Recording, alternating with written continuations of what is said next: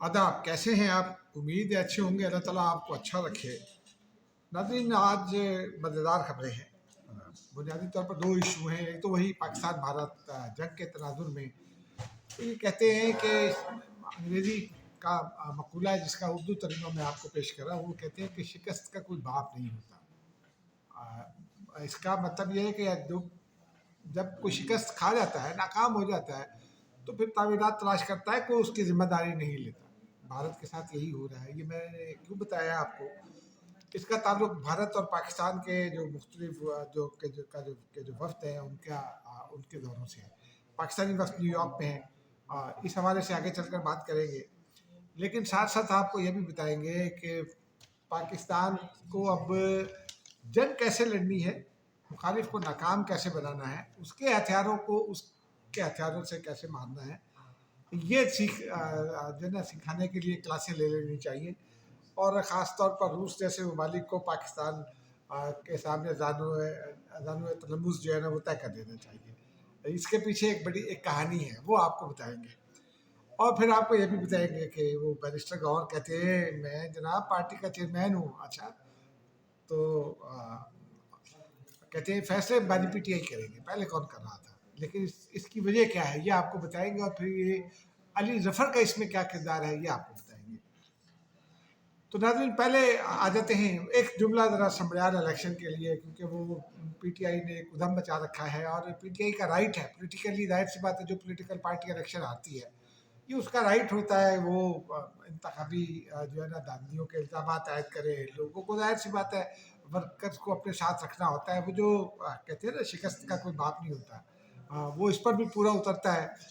Workers का morale बुलंद रखना होता है और फिर लोगों को अपने साथ रखना होता है। ये इसमें कोई ऐसी अचंभे वाली बात नहीं है। लेकिन एक काम का नुक्ता है, बस वही काम का नुक्ता है। वो ये है कि जब आप इंतखाबात लड़ते हैं तो उसमें जो मुख्तलिफ जो मराहल हैं उनमें एक मरहला है इंतखाबी उज़्रदारी। इंतखाबी उज़्रदारी, अंग्रेज़ी में इसको इलेक्शन पिटीशन कहते हैं। ये उज़्रदारी क्या होती है? ये एक केस होता है, ख़ास केस होता है। वो आप बताते हैं कि आपके पास ये सबूत हैं और आप उस अदालत में जाकर जो उस ज़िले के लिए इलेक्शन कमीशन ने कायम की होती है, वो उसी में आप ये केस कर सकते हैं। और वहाँ जाकर आप फिर को ये साबित करना होता है कि आपके साथ धांधली हुई है। और पीटीआई ने 2024 के इलेक्शन में तो बेशुमार इल्ज़ाम आयद किए। उन्होंने कहा 220 सीटें थी हमारी, वो महदूद कर दी गई 86 तक, यानी 134 सीटों पर धांधली का इल्ज़ाम आयद किया। इंतखाबी उज़्रदारियाँ कितनी दाखिल की? 18। ये सरकारी रिकॉर्ड है, मैं नहीं कह रहा, ये सरकारी रिकॉर्ड है। 18 इंतखाबी उज़्रदारियाँ की, उनमें से 4 इंतखाबी उज़्रदारियों के फैसले हो चुके हैं। और अब उमर अयूब साहब ने एक दरख्वास्त दायर कर दी थी, तो उमर अयूब साहब की अपनी जो है ना नौकरी खतरे में पड़ गई है। यानी वो उनकी सीट खतरे में पड़ गई है, क्योंकि इलेक्शन कमीशन ने उनका रेफरेंस भी भिजवा दिया है। वो खैर हमारा मौजू नहीं है। लेकिन ये इंतखाबी उज़्रदारी जो है ना, ये अगर पीटीआई फाइल करती है तो इसका मतलब है कि पीटीआई के उम्मीदवार या पीटीआई संजीदगी से यकीन रखती है कि वो केस जीत जाएगी। और अगर फाइल नहीं करती तो इसका मतलब है कि ये सिर्फ एक पॉलिटिकल स्टंट है। पीपल्स पार्टी भी यही करती थी, जब इलेक्शन हार जाती थी तो वो इंतखाबी उज़्रदारियाँ जो है ना वो दायर करती थी। वो या नून लीग भी करती थी। कई जगहों पर वो भी ऐसे शोर डालते रहते थे, बस शोर बराए शोर ही, इंतखाबी उम्मीदवारी दायर नहीं करते थे। लेकिन अब बातें नाज़रीन ज़रा पहले पाकिस्तान भारत की जानिब आ जाते हैं। वो जो मैंने शुरू में कहा कि वो कोई बाप नहीं बनता नाकामी का, वो अब भारत तो आयमाइशा कर रहा है। वो रोज़ाना की बुनियाद पर मुख्तलिफ़ किस्म के इल्ज़ामात, नई कहानियाँ घड़ी जा रही हैं, मुसलसल हो रहा है, ये तो हम आप सब जानते हैं।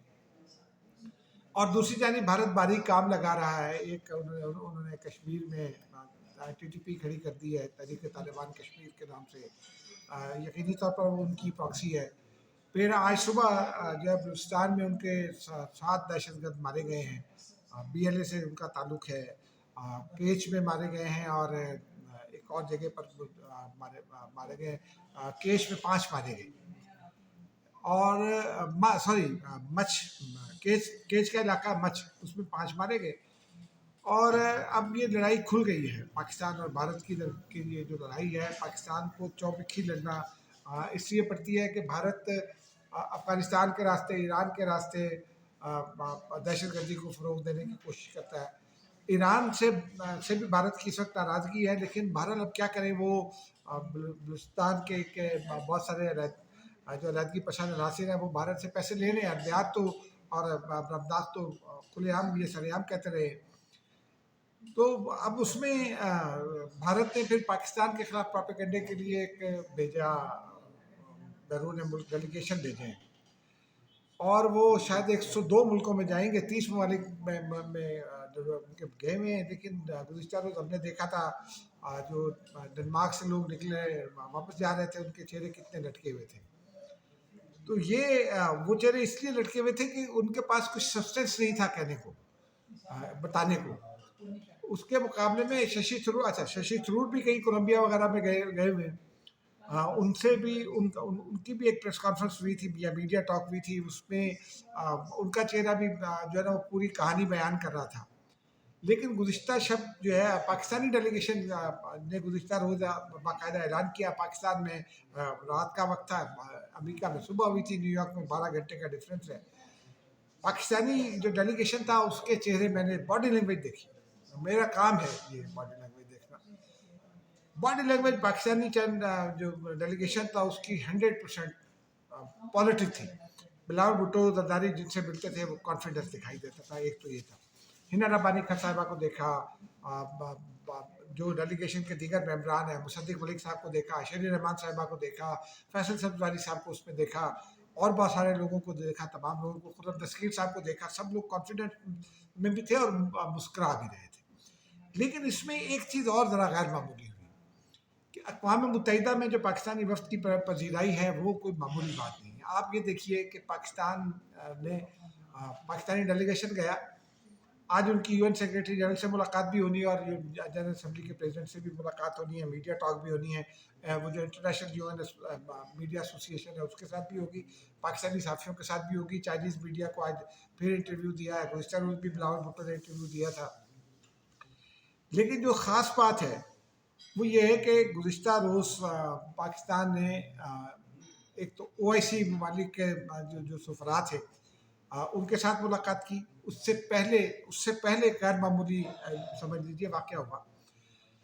3 جو بڑی طاقتیں ہیں، جو ویٹو ممبرز ہیں، مستقل ممبرز ہیں، ویٹو پاورز ہیں سلامتی کونسل کے، روس، چین اور امریکہ، ان تینوں کے سفراء آ کر ملے، جو وہاں مندوب ہیں اقوام متحدہ میں، سیکیورٹی کونسل میں ریپرزینٹ بھی کرتے ہیں۔ وہ تینوں بلاول بھٹو زرداری سے آ کر ملے، پاکستانی ڈیلیگیشن سے ملے، وہاں آ کر ملے جہاں پاکستانی ڈیلیگیشن قیام کر رہا ہے۔ یعنی یہ آپ دیکھیے کہ یہ ایک بڑا فرق ہے کہ بھارتی ڈیلیگیشن گیا، بھارتی ڈیلیگیشن مختلف دفاتر میں گیا، مختلف لوگوں سے ملنے کی کوشش کی، کچھ ان کی ملاقاتیں ہو گئیں، کچھ نے تب ان کی بات سنی، لیکن ان سے جو سوالات ہوئے ان کے کوئی جوابات نہیں بن پائے۔ اور یہ میں نہیں کہہ رہا، یہ میں بھارتی دوستوں سے جو میں نے بات کی، ان کی گفتگو سنی، اس کے نتیجے میں جو کنکلوژن سامنے آئی وہ یہ تھی۔ جبکہ پاکستانی ڈیلیگیشن جو ہے اس کی پذیرائی جو ہے نمایاں فرق ہے۔ طارق فاطمی صاحب گزشتہ شب ماسکو پہنچے تھے، آج ان کی بھی جو ہے وہ جو رشین فارن منسٹری ہے ان میں ان کی ملاقات ہوئی، اور انہوں نے وہاں پاکستان کا نقطہ نظر پیش کیا۔ اور طارق فاطمی صاحب کا بھی ویڈیو میں نے دیکھی ہے، طارق فاطمی صاحب کا بھی جو باڈی لینگویج، جو کانفیڈنس ہے، وہ ایک ڈفرینٹ لیول کا ہے۔ اور گو کہ وہ پرانے ڈپلومیٹ ہیں، لیکن وہ کوئی ایسے ڈپلومیٹ نہیں ہے جو لگی لپٹی رکھتے یا چیزوں کو چھپاتے۔ وہ بہت، جب وہ تھے تو بڑے بلنٹ قسم کے ڈپلومیٹ تھے، جب وہ پاکستان کے سفیر بھی ہوتے تھے یا مختلف پوزیشن پر ہوتے تھے تو وہ رچرڈ ٹالبوٹ سے لڑ پڑے تھے۔ یہ باقاعدہ ایک ٹیبل پر انہوں نے اس کو کہا کہ تم کون ہوتے ہو؟ یہ اس طرح کے ذرا اسٹرانگ آدمی ہیں، اس میں کوئی شک نہیں ہے۔ وہ کوئی ان کو پسند کر سکتا ہے، کوئی ناپسند کر سکتا ہے، میری ان سے کوئی دوستی نہیں ہے، ایک دفعہ کی ملاقات ہے، لیکن وہ پرائم منسٹر کے چونکہ ایڈوائزر ہیں، تو وہ رشیا میں جب ان کی جو ملاقات ہے وہ بھی بتاتی ہے کہ پاکستانی ڈیلیگیشن کا جو ریسیپشن ہے وہ اچھا ہے۔ اور ساتھ ہی پھر ہم نے دمشق میں ہمارا جو دفتر خارجہ کا ایک ڈیلیگیشن دمشق گیا ہوا ہے، اس نے بھی ملاقات کی تھی، اور وہ ملاقات ذرا دوسرے لیول کی تھی، لیکن اس میں بھی یہ پاک انڈیا کا معاملہ ڈسکشن میں آیا. تو وہ بھی دکھائی دیتا ہے کہ پاکستان جو ہے وہ اس کی خارجہ پالیسی جو ہے وہ اب تو مشاہد حسین نے بھی وہ کر دی، تعریف کر دی اس کی. تو پاکستان اس وقت خارجہ پالیسی کے محاذ پر جو ہے وہ بھارت سے آگے دکھائی دے رہا ہے. ایگریسو ڈپلومیسی ہے، بدتمیزانہ ڈپلومیسی نہیں ہے بھارت کی طرح، لیکن ایگریسو ڈپلومیسی ہے. بلاول بھٹو زرداری شارپ انداز میں جواب دیتے ہیں، لیکن سافٹ اسپوکن ہیں. تو وہ ان کی گفتگو میں دلیل نظر آتی ہے.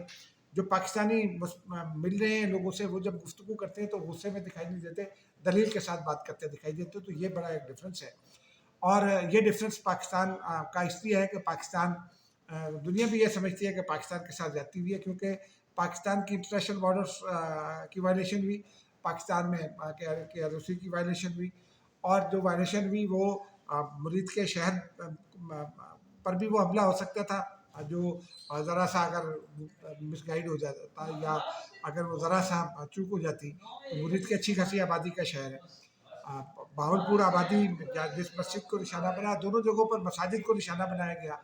پھر مظفر آباد میں اور کوٹلی میں بھی مساجد کو نشانہ بنایا گیا. ایک زمانے میں وہ کئی مدارس تھے، اب نہیں ہیں. ہو سکتا ہے وہ حافظ سعید کے بھی ہوں، لیکن حافظ سعید کا مدرسہ ہونا تو کوئی بری بات نہیں ہے. اگر تو حافظ سعید میں شیری رحمان نے پچھلے دنوں ایک غیر ملکی چینل کو انٹرویو دیا، اور یہ انہوں نے کہا کہ حافظ سعید جو ہے وہ اگر وہ پروفیسر ہے بظاہر ویسے تو، لیکن اگر حافظ سعید مجرم ہے تو پھر بھارت ہمیں ثبوت دے. پاکستان پچھلے 20 سال سے یہ ثبوت مانگ رہا ہے بھارت سے، لشکر طیبہ کے خلاف اور حافظ سعید کے خلاف کوئی ثبوت نہیں دیے جا رہے. تو یہ بڑا ایک ڈفرینس ہے. اب رشیا کی بات ہوئی، طارق فاطمی صاحب کی بات ہوئی، تو ذرا رشیا سے متعلق ایک کہانی ہم آپ کو بتاتے ہیں. گزشتہ روز جب ہم نے دیکھا، چونکہ ڈپلومیٹک بھی کرتے ہیں، ڈیفینس بھی کرتے ہیں، تو ہمیں انٹرنیشنل جو ہوتی ہیں امپلیکیشن کی سٹوریز، ان کو بھی فالو کرنا پڑتا ہے. تو 40 رشین ایئر بیسز جو ہے نا وہ ہٹ ہو گئے یوکرینین ڈرونز کے ذریعے. یہ ٹھیک ہے، یوکرین چھوٹا ملک ہے، نیٹو نے اس کو پیسے دیے، اس سے قطع نظر. لیکن یوکرین نے، جس طرح بھارت نے 583 ڈرون پاکستان میں بھیجے تھے، یوکرین نے بھی اسی طرح بہت سارے ڈرون بھیجے. رشیا نے ان کو گرانے کے لیے اپنا جو ایئر ڈیفینس سسٹم ہے SU-400 ہی ہے ان کے پاس، کئی جگہوں پر کوئی اور ہے. تو انہوں نے اس کو اپنے ایئر ڈیفینس سسٹم کو جو ہے نا وہ آن کر دیا. اب یہ بڑی ٹیکٹیکل غلطی ہے، اور پاکستان کو کیوں کلاس لینے چاہیے ٹیچنگ کلاسز لینی چاہیے، یہ میں آپ کو آگے بتاتا ہوں. اس کے نتیجے میں ان کی لوکیشن جو ہے نا وہ آن ہو گئی مختلف ایئر بیسز کی نا، اور 40 ایئر بیس ہٹ ہو گئے ان ڈرون سے. تو یہ یوکرین ایک نسبتاً چھوٹا ملک ہے رشیا کے مقابلے میں. یہ رشیا سپر پاور ہے، دنیا کی دوسری تیسری بڑی سپر پاور ہے، اور یوکرین کوئی پاور نہیں ہے. یوکرین وہ ملک ہے جس کو اورنج کنٹری کہتے ہیں، یعنی وہ اس نے اپنے جو ایٹمی ہتھیار تھے وہ یورپ اور نیٹو اور امریکہ کے کہنے پر تلف کر دیے تھے، اور اب اس کے پاس کچھ نہیں ہے. لیکن انہوں نے 40 ایئر بیسز ہٹ کر دیے. اس کے جواب میں جب اگر تقابل کریں ہم پاکستان کے ساتھ بھارت کا، تو بھارت نے ابھی میں نے آپ کو بتایا کہ 583 ڈرونز پاکستان بھیجے تھے، سب کے سب گرا لیے. ٹھیک ہے جی، کیسے گرائے؟ خاص طور پر اس میں 83 جو ہے وہ تھے ہیرپ ڈرونز، اسرائیلی ساختہ. یہ ہیرپ ڈرون ذرا ایڈوانس وہ ہے ڈرون ہے.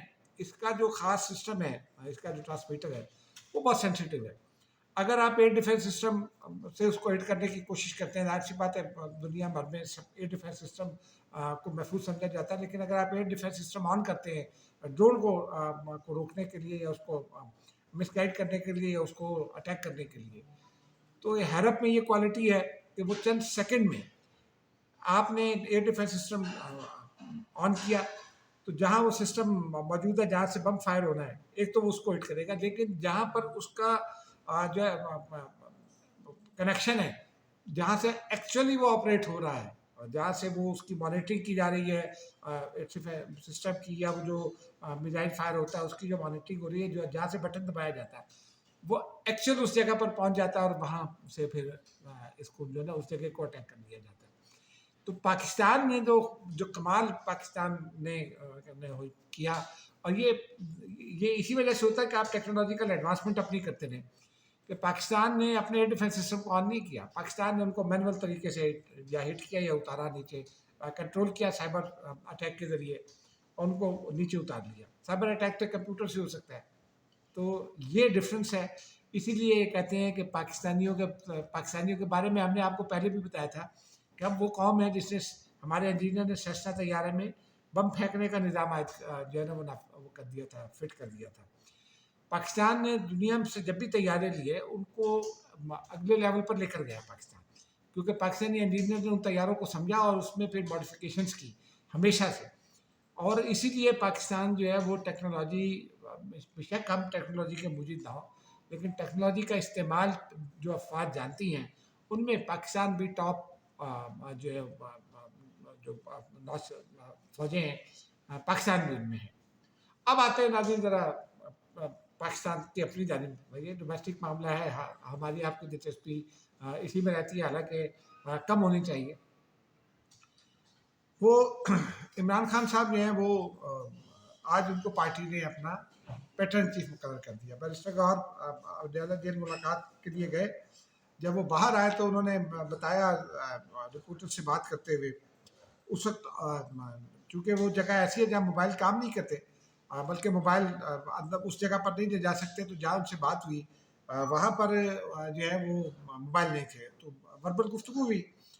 بیرسٹر گوہر جو ہے انہوں نے یہ کہا کہ بانی جو ہے وہ پیٹرن ان چیف ہو گئے ہیں اور میں پارٹی کا چیئرمین ہوں، تو فیصلے بانی کریں گے. یعنی بیرسٹر گوہر صاحب سے میری جو ہے وہ بدتمیزی ہو جاتی، میرے مناسب نہیں تھا. لیکن بیرسٹر گوہر چیئرمین تھے تو پھر پارٹی کے فیصلے بھی کرتے نا. بیرسٹر گوہر پارٹی میں بس نام کے چیئرمین ہے، کیونکہ پارٹی کو یہ پتہ ہے کہ اگر ان کو ہٹایا تو وہ پارٹی ختم ہو جائے گی الیکشن ایکٹ کے تحت.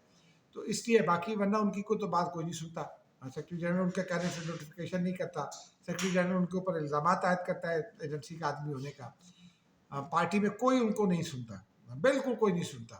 تو اس وجہ سے حالانکہ وہ بہت سنجیدگی سے کام کرتے ہیں. بہرحال تو انہوں نے یہ کہا کہ میں پارٹی کا چیئرمین ہوں، تو میں ہائی کورٹ میں کیسز کو لے کر چلوں گا. تو وہ تو کوئی بھی لے کے چل سکتا ہے، اس میں بھی کوئی مشکل نہیں ہے، کیونکہ گوہر خود کوئی مقدمہ لڑ نہیں رہے. سلمان اکرم راجہ مقدمہ لڑ رہے ہیں، بیرسٹر سلمان صفدر ہیں وہ لڑ رہے ہیں پارٹی کے مقدمات، چودھری ظہیر بھی لڑ رہے ہیں، عثمان ریاض گل بھی لڑ رہے ہیں، اور وکلا بھی ہیں. تو اس کا مطلب یہ ہے کہ بیرسٹر گوہر جو ہے وہ بیچارے عملی طور پر سیز ہو گئے. علی امین گنڈا پور کو بھی کوئی اسائنمنٹ نہیں دی گئی. ان کے بارے میں بھی بیرسٹر گوہر نے بتایا کہ وہ فوکس کریں گے اس پر جو ان کی گورننس ہے.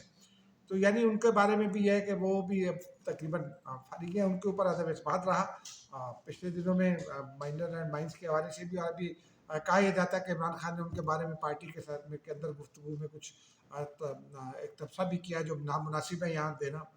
تو اس طرح جو ہے وہ یہ طے پا گیا. لیکن سوال یہ ہے کہ Imran Khan pattern in chief کیوں بنے، کس کے کہنے پر بنے؟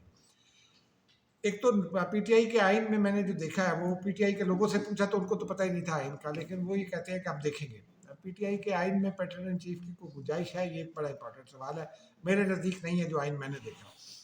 لیکن خیر یہ ایک پولیٹیکل عہدہ ہے تو کوئی بات نہیں، آپ دے لیں. لیکن وہ تجویز جو دی تھی ان کو یہ علی ظفر نے دی میرے رائے کے مطابق. علی ظفر جو ہے وہ ان کو چونکہ عمران خان نے پلاننگ کی ذمہ داری دی ہے، وہ پلانز بنا رہے ہیں، اور یہ اس پلان کا پہلا حصہ جو انہوں نے تجویز دی کہ آپ پیٹرن چیف بن جائے.